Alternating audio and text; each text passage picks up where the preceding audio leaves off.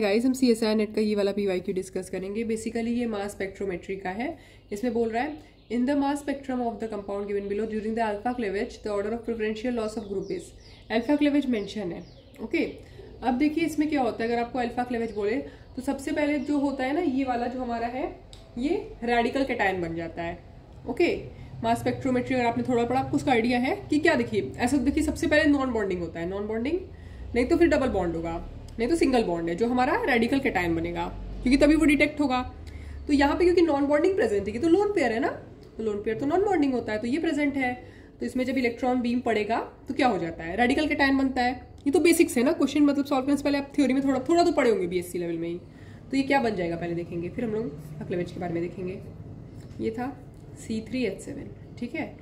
इसके बाद ये रेडिकल कैटायन बनता है, मतलब एक रेडिकल एक कैटायन। कैसे, इलेक्ट्रॉन सोचिए बीम पड़ा ना, तो उसकी वजह से क्या होता है, एक सोचिए यहाँ पे इलेक्ट्रॉन निकल जाता है, वो रेडिकल कैटायन बन जाता है। ओके, तो ये हमारा बना।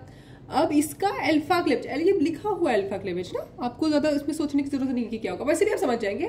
तो मतलब यहाँ ये वाले बॉन्ड का क्लेवेज है, ये इसका अल्फा, ये वाला अगर मेन है सोचिए कार्बन ना, तो ये वाले बॉन्ड, ये वाले बॉन्ड, ये वाले बॉन्ड सोचिए क्लीव होगा, क्योंकि आप कोई भी उसमें देखे होंगे, अगर सोचिए यहाँ कोई फंक्शनल ग्रुप लगा है ना, तो ये वाले कार्बन को हम अल्फा कार्बन बोलते हैं। तो इस वाले कार्बन पे अगर सोचिए लगा है फंक्शनल ग्रुप, तो ये हमारा अल्फा कार्बन है, तो यहाँ से क्लेवेज होगा।